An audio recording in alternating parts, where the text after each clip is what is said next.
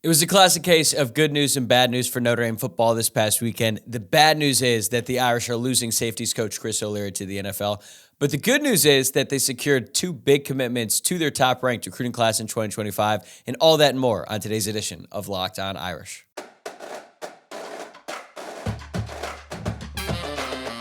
You are Locked On Irish, your daily podcast on the Notre Dame Fighting Irish.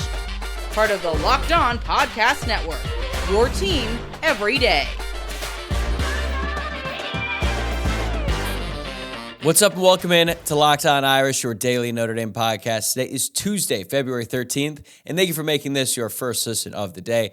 I'm Tyler Wojciak, and I'm the host. I'm a Notre Dame alum and producer covering college football for Fox Sports, and this show is free and available on YouTube and wherever you get your podcasts, so whether you're watching or listening today, please take a moment to hit that subscribe button if you have not already. You can also like the video below if you're watching on YouTube, or you can rate the show 5 stars and leave a review if you're listening to the podcast.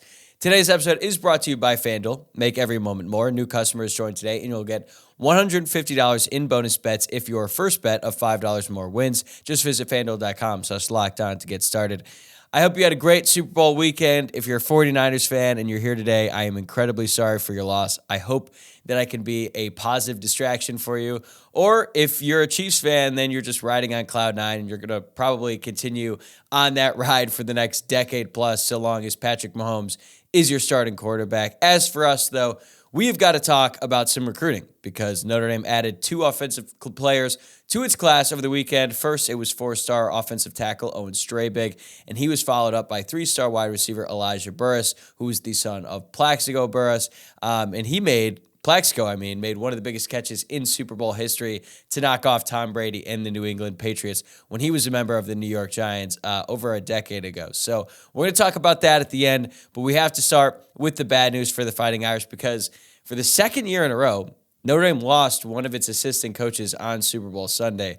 Last year, it was offensive line coach Harry Hiestand who announced his retirement just hours leading up to the Super Bowl between the Chiefs and the Eagles. And then this year, we found out that safeties coach Chris O'Leary is headed out here in Los Angeles to join Jim Harbaugh, Jesse Minter, and the Los Angeles Chargers. We actually talked about this being a possibility on an episode last week, and at the time, it seemed like Chris O'Leary was leaning towards staying with Notre Dame instead of going to the Chargers, but by all accounts, it seemed like the Chargers, and specifically Jesse Minter, their new defensive coordinator, we're not going to take a no for an answer from Chris O'Leary, and it makes sense because Jesse Minter, former Michigan defensive coordinator as well, and Chris O'Leary have a relationship that dates all the way back to when Chris O'Leary was playing for Indiana State. At the time, Jesse Minter was the defensive coordinator for the Sycamores, and then the two coached together at Georgia State from 2015 through 2016. Minter was the defensive coordinator at the time, and Chris O'Leary was a graduate assistant. And something that I learned while I was preparing for the show that I wanted to share with you, I didn't realize that Jesse Minter was actually a defensive intern for Notre Dame way back in 2006. That was his first real coaching job, but he was only there for 1 year before he left to become a graduate assistant at Cincinnati. So as for O'Leary, it's not really a surprise that he was getting some serious looks from the NFL, especially one coached by Jim Harbaugh, because last year, John Harbaugh and the Baltimore Ravens were pursuing Chris O'Leary pretty aggressively, but he decided to stay at Notre Dame. But clearly, the Harbaugh coaching circle holds O'Leary in really high regard. And the two teams between the Ravens and the Chargers, they're going to be so intermixed because the coaching tree that comes from Jim and John, there's a ton of overlap now. And now Chris O'Leary is part of that. So looking at it for Notre Dame, it's a blow. Right? Chris O'Leary is a damn good safeties coach, and this is a blow to the staff. There's a reason why the Ravens wanted him. They're one of the best defenses, or they were the best defense in the NFL last season. They also have Kyle Hamilton, former Notre Dame great who plays safety, and it seemed like Hamilton really vouched for O'Leary. He wanted him on the staff, and even though he didn't elect to go to the Ravens, it makes sense why they wanted him so badly. And Notre Dame did their best to keep him. Give him credit. Multiple reports out there have indicated that the Irish are willing to match whatever offer the Chargers were giving him. But O'Leary just wanted to go pro, and I don't blame him. As I've said before, I don't blame any coach, whether it be an assistant coach or a head coach, who decides to leave college for the NFL. And I know that that's a more trendy take these days, but I've always felt this way because NFL coaches don't have to recruit. They don't have to call a 16-year-old or a 17-year-old or nowadays 15 or 14-year-olds every single night and, kiss their ass a little bit and try to convince them to come to the school. And something that also doesn't get talked about nearly as much when it comes to recruiting and just how painful of a process it is you're not just recruiting the player, you're also recruiting the parents. And there are certainly some parents out there who have inflated belief in their kid, to say the least. And they're probably not always the most fun to deal with. And it's a big, big part of the job in college. And it's just not a thing in the NFL. Plus, now you don't have to re-recruit your own roster in the NFL like you have to do in college. And I know that part of the job now is driving a lot of coaches out. Plus the schedule, the college schedule, the calendar on all that, something that we've been over before on this show is so messed up, particularly at the end of the year, that it really creates a brutal lifestyle for college coaches. And don't get me wrong, obviously coaching in the NFL is a grind. It's a really brutal grind, especially during the season, but at least you get a real off season and you don't have to worry about all the personnel decisions and all that because that's the front office's job. Your job in the NFL, if you're an assistant coach, is to coach football, and Chris O'Leary is really good at coaching football, so I understand why he wanted to go to the NFL. One of the main reasons why I think losing Chris O'Leary is such a blow is because he had such a great relationship with his players, and he's largely responsible for the development of Kyle Hamilton. Now, let's pump the brakes here. Kyle Hamilton came into Notre Dame a great player. He was probably always going to leave Notre Dame a great player because he's so naturally gifted and he's a really hard worker. But I do think that Chris O'Leary did a really good job with him, and I think that's the reason why Kyle Hamilton wanted him to come to the Ravens so badly last offseason. But really, when we talk about O'Leary at Notre Dame, his prized pupil has got to be Xavier Watts. Watts went from a positionless, low 3-star wide receiver prospect to the Bronco Nagurski Award winner, which is given out to the nation's top defensive player. His rise in college is one of the most improbable stories I think we've seen at Notre Dame in a really long time, and you have to give a ton of credit for the work that Chris O'Leary did turning Xavier Watts into the player he is today. So obviously losing him is going to hurt the development of Watts and the other safeties as well. But fortunately, Notre Dame already seems to have a plan in place. They probably saw this coming once the talk started with the Chargers, and I like the plan that they have in place. So here's how it's going to work based on all the reports that are out there. So Mike Mickens, the current cornerbacks coach from Notre Dame, is likely going to go from just coaching the cornerbacks to becoming the defensive backs coach and coaching all of them. And then that leaves a new position open for another full-time assistant, which I believe is going to go to Max Bulla, who was the GA last year for Notre Dame. And now I think he's going to become the full-time coach of the linebackers. He basically served as the linebackers coach last season after he replaced James Laurinaitis, who was a GA as well when he was at Notre Dame. But due to NCAA rules about staffing, I don't think there was a spot for him to be a full-time assistant. But now there is with Chris O'Leary headed to the NFL. So I don't think Notre Dame is going to hire a true replacement for Chris O'Leary. They're just going to have to shake things up on their current staff. And I believe that this is a real promotion for Mickens. And I think it's probably more likely that he's going to stay at Notre Dame now because he's going to be taking on a bigger role and not just pass game coordinator. He's going to have to coach a lot more players and basically half of the defense now, coaching the quarterbacks, the nickel, and the safeties.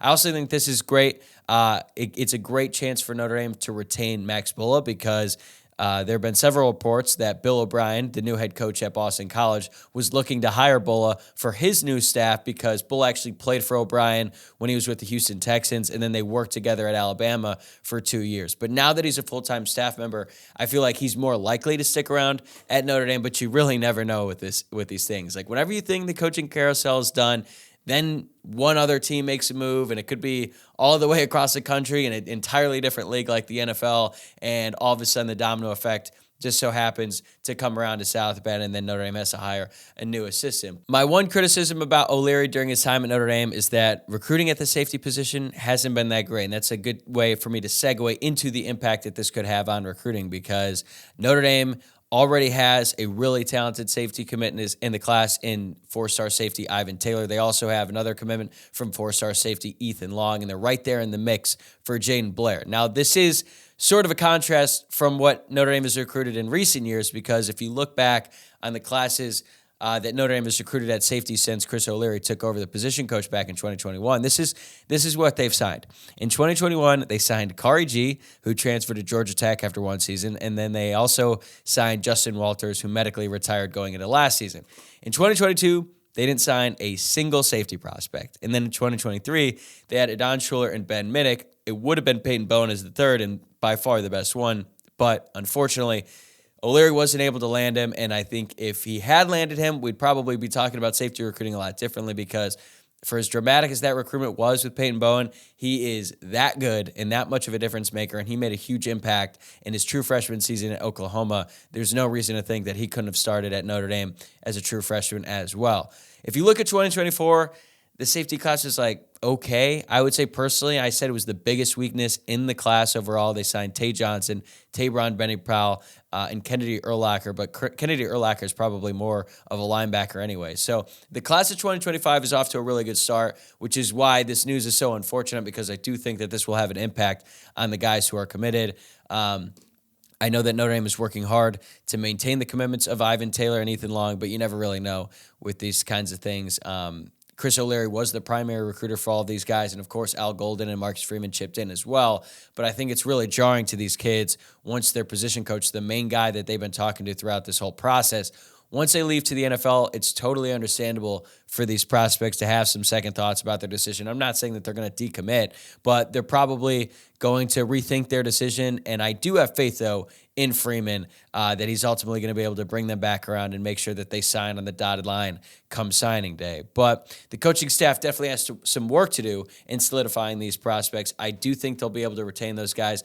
However, it does certainly complicate things in the case of Jaden Blair. He's a top 150 player, and if it weren't for Ivan Taylor already being committed in this class, if Jaden Blair were to commit to Notre Dame, he would be the highest-rated safety commit since Kyle Hamilton as well. So Notre Dame is making great strides in safety recruiting. Hopefully they're able to keep that momentum going despite the loss of Chris O'Leary. We know that Mike Mickens is a really good recruiter, and even though he's probably a little bit behind in terms of developing relationships with these prospects, I have a lot of faith in him and the rest of the Notre Dame coaching staff to close the deal on these guys and get them to sign on early signing day. But overall, I just kind of look at this as just the nature of doing business in college football these days. You're going to lose coaches. You're going to lose coaches to the NFL, especially when you hire good staff. Some of the assistants are eventually going to move on and advance their careers, and that is the case here. But it is a loss for Notre Dame, but it's not one that they can't recover from. In better news, Notre Dame added 2 more commitments to its top-ranked class of 2025 over the weekend, one of which is already drawing comparisons to Joe Alt. That's coming up next.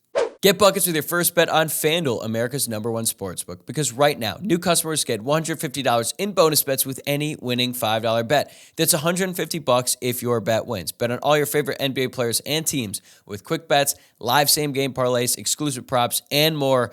Last week, if you're listening to us here, you know that I was giving out Chiefs money line all week long, so that hit. Unfortunately, my Isaiah Pacheco over props did not. But now we're shifting over to basketball season. I'm going to start giving out basketball picks here soon. So just visit FanDuel.com/lockedon and shoot your shot today. FanDuel, an official sportsbook partner of the NBA. All right, now that we've got the bad news out of the way, let's get some positive vibes going here on the podcast. And there is a lot of positive momentum for Notre Dame on the recruiting trail as of late, and that momentum continued this past weekend when Marcus Freeman and the offensive staff got another huge win on the recruiting trail as they secured a commitment from 4-star offensive tackle Owen Strebig. The name is fitting because Owen is a giant. He is listed as 6'8", 295 pounds, and this might seem crazy to say, but he actually might not be done growing. He has a baby face, and it's actually so funny seeing young kids like this who are that big and that massive and that dominant on a football field that look like they're 13 or 14, and this is not meant to be a dig. Owen, I have a baby face too, so I can certainly relate to you in that sense. Certainly not in the physical size, 6'8" department. I'm nowhere near that size, but yeah, I can relate to that, and it kind of leads me to believe that maybe there's still some growing for him to do. And on the surface, like getting a player as good as Owen Strebig to commit is huge. It's a huge win on its own. He's a high 4-star recruit. He's a top 150 player nationally on the 24/7 Sports composite.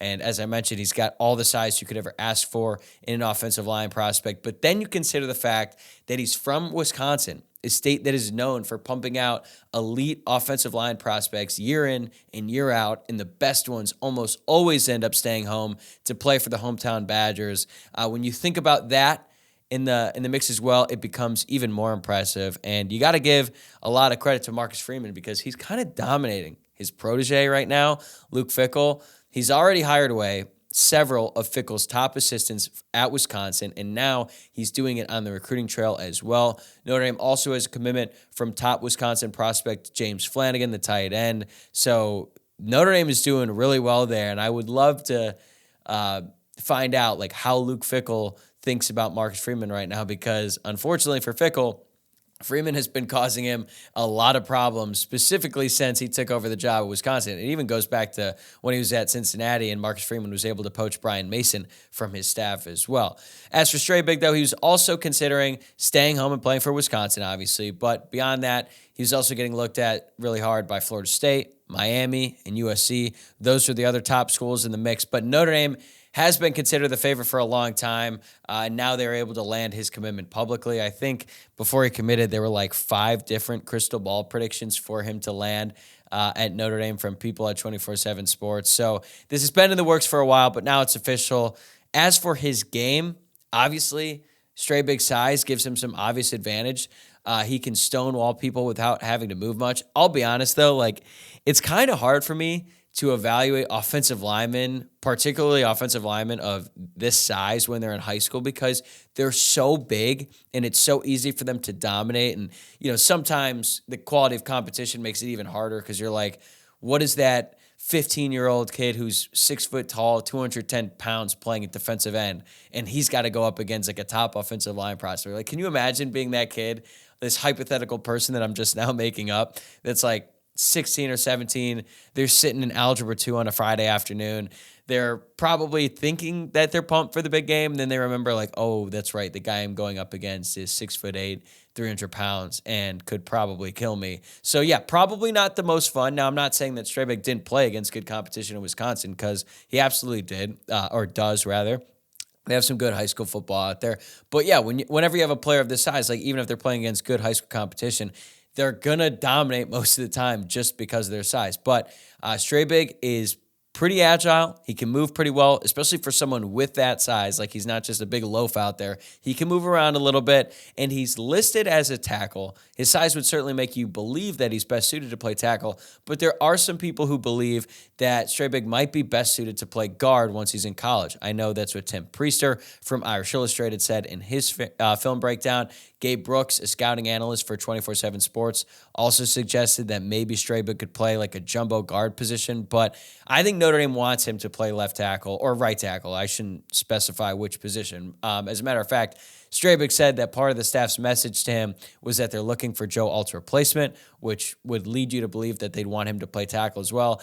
I'm not sure how specific that was to playing tackle, or if they were just using their best recent offensive lineman and saying, we want you to be him, even if you don't necessarily play that position. But given his size, I think that Notre Dame wants him to play tackle. As we've discussed on this show multiple times, Notre Dame has a lot of really talented guards, a lot of really talented interior offensive linemen, but there aren't that many proven true offensive tackles. We'll see what happens with Charles Jagasaw. I know he was a tackle prospect coming out of high school, but he probably is best suited to play guard. He even played guard for Notre Dame in his only appearance during the regular season before they moved him over to left tackle for the bowl game. Fortunately for Notre Dame, they were able to land top prospect Gerby Lambert in last year's recruiting class, and he is absolutely a true tackle. Like, he looks like a future left tackle that could potentially be a really high draft pick in the NFL. So they've got him going. His development is probably pretty key to what Notre Dame does with the tackles in this class, because it's not just Owen Strebig. They also have a commitment from 4-star offensive tackle Will Black, which should give Notre Dame some flexibility in how they move these guys around, because if Charles Agasaw ends up working out a tackle. That'll give him some time with Gerby Lambert. And then once Strebig and Will Black make their way to campus, they should have a lot more really talented, true tackle prospects instead of trying to maybe fit guys where they're not ready.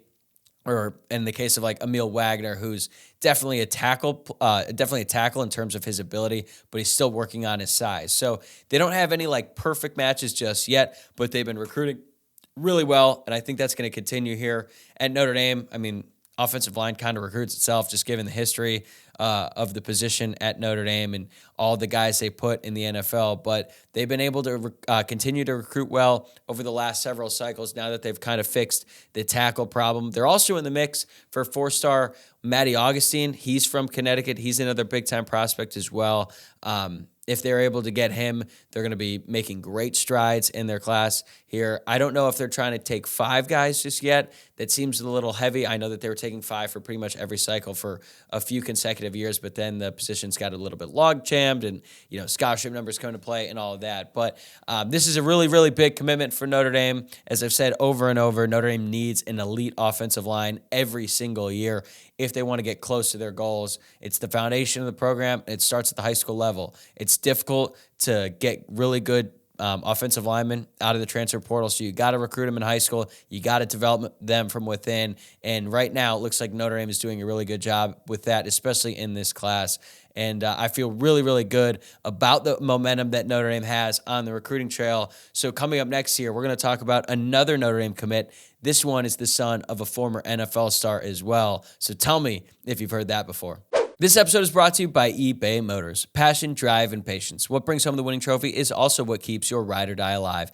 eBay Motors is everything you need to maintain your vehicle and level it up to peak performance. From superchargers, roof racks, exhaust kits, LED headlights, and more, whether you're into speed, power, or style, eBay Motors has got you covered. With over 122 million parts for your number one ride or die, you'll always find exactly what you're looking for. And with eBay Guaranteed Fit, your part is guaranteed to fit your ride every time or your money back. Because with eBay Motors, you're burning rubber, not cash. With all the parts you need at the prices you want, it's easy to turn your car into the MVP and bring home that win. Keep your ride or die alive at ebay.com/motors. eBay Guaranteed Fit, only available to U.S. customers. Eligible items only. Exclusions apply.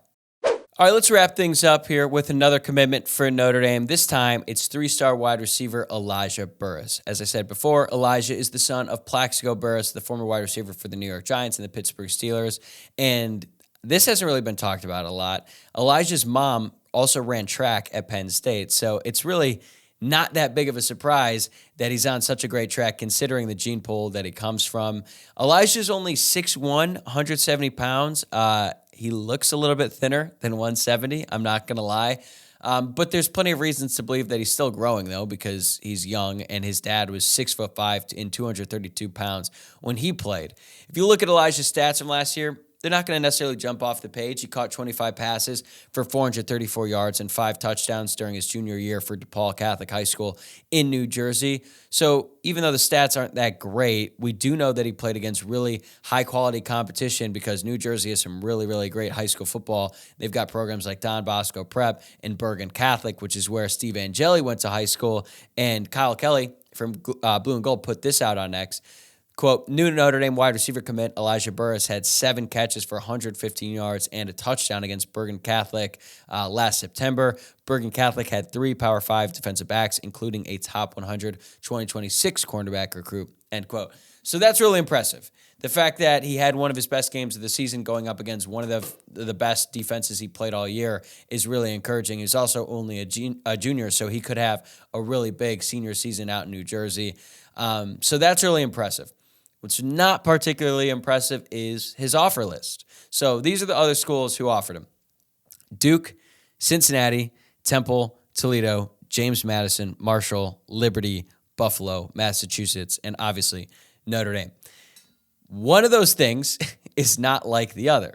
And his recruiting rankings reflect that relatively weak offer list. He's not in the top 75 receivers in the class, according to the 24/7 Sports Composite, and he's outside of the top 500 players nationally. But I do find it pretty noteworthy how quickly wide receivers coach Mike Brown moved on Buress after he was hired to be Notre Dame's new wide receivers coach when he replaced Chancey Stuckey. Like, Chancey Stuckey wasn't really looking at him. Mike Brown comes in, made Buress a priority right away, and then Notre Dame was able to land him in relatively short order.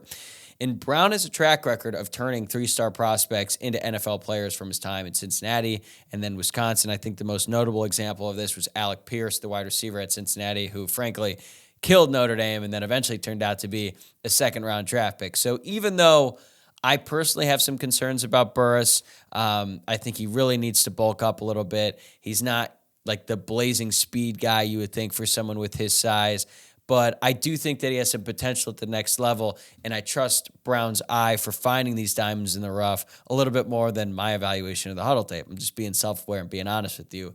But if we're to look at Notre Dame's class of 2025, even though they have 15 total commitments in the class, Buress is the first wide receiver to publicly pledge his commitment to Notre Dame. Now, we all believe that three-star wide receiver Jerome Bettis Jr. is eventually going to sign with Notre Dame.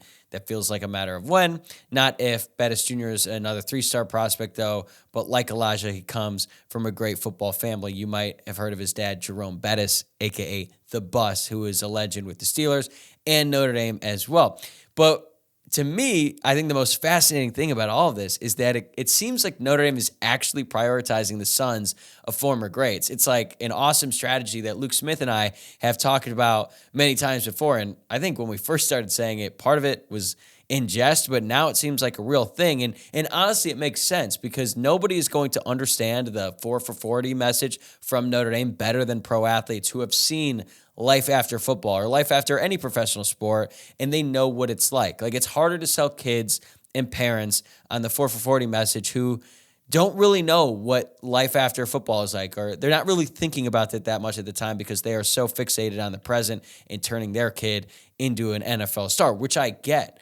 But for people who have actually been through it, who knows what it takes to have success on the field, and they also know how important it is to be prepared for life off of it, like, Notre Dame is such an appealing destination to those people because they get it. And if you look at the Notre Dame roster right now, and we'll include the class of 2025 as well, these are some of the dads of current Notre Dame players and recruits. So you got Hall of Famers Brian Urlacher, Bryant Young, and presumably Jerome Bettis once Jerome Bettis Jr. commits to Notre Dame. Plus you've got other greats like the Steelers, safety Ryan Clark, Jim Flanagan, Mark Spindler, Howard Cross's dad played in the league a little bit as well. So this strategy is working. I don't know if it's like explicit that they need to just recruit the sons of guys who used to play in the league and had a lot of success, but I actually think it's going to lead to great things at Notre Dame because I trust those parents a little bit more. And I mean, if there's great football pedigree in the family, odds are it's going to work out for them. So I guess it's not really going to be that long until we're talking about Brady Quinn's son, Kavanaugh, being the face of Notre Dame football in just about 18 short years, because I think he was just born a few months ago. But that's going to do it for this episode. Thanks again for making Locked On Irish your first listen of the day. We got lots of great stuff coming for you this week. Remember to subscribe on YouTube or wherever you're listening to the podcast. You can also follow us on X at Locked On Irish, on Instagram at Locked On Irish Pod, and my personal X account, which is at Tyler, WOJCIAK. Have a great day, everybody. I'll see you tomorrow.